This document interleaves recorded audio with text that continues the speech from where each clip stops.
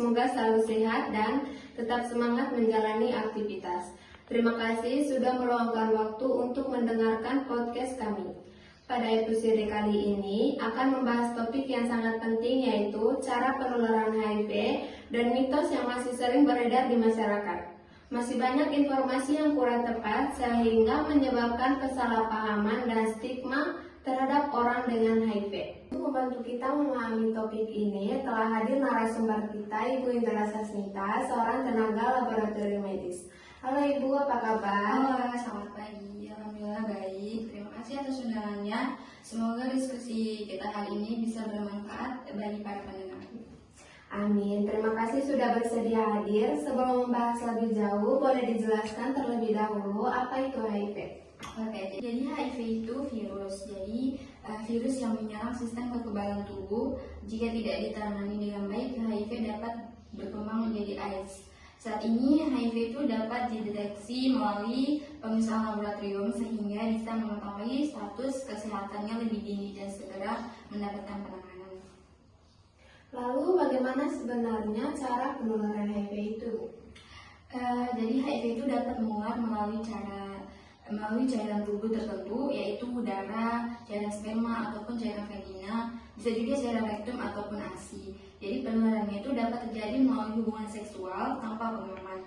Jadi penggunaan jarum suntik secara bergantian, transfusi darah yang terkombinasi itu meskipun sekarang itu sangat jarang karena darah tuh melalui proses screeningnya. Jadi serta dari ibu yang hidup dengan HIV kepada bayinya selama kehamilan ataupun persalinan atau menyusui jika tidak mendapat pengobatan. Ya. Jadi Bu, zaman sekarang itu masyarakat masih percaya bahwa HIV itu bisa menular lewat berjabat tangan, berpelukan, atau makan bersama. Benarkah hal itu terjadi? Sebenarnya HIV itu tidak menular melalui berjabat tangan ataupun berpelukan ataupun tadi berbagi alat makan ataupun minuman. Jadi menggunakan toilet bersama, batuk, bersin, berenang di kolam yang sama, ataupun gigitan nyamuk itu semuanya mitos. Jadi seperti ini perlu diluruskan agar tidak menimbulkan rasa takut yang berlebihan dan stigma terhadap orang yang HIV. Jadi semuanya itu tidak benar. Baik Bu, sebagai seorang tenaga laboratorium medis, apa peran TLM dalam penanganan HIV ini Bu? Jadi peran TLM itu sangat penting ya. Jadi untuk melakukan pemeriksaan laboratorium untuk membantu mendeteksi infeksi HIV secara akurat, menjaga kualitas hasil pemeriksaan serta mendukung tenaga kesehatan dalam menegakkan diagnosis. Jadi pemeriksaan yang akurat itu sangat penting agar pasien dapat segera memperoleh penanganan yang tepat. Jadi gitu. Lalu apa pesan Ibu untuk masyarakat? Pesan saya cuma sedikit, yaitu jangan takut untuk melakukan tes HIV jika memang memiliki faktor risiko ataupun semakin cepat diketahui maka nanti semakin cepat pula untuk penanganan yang dapat diberikan.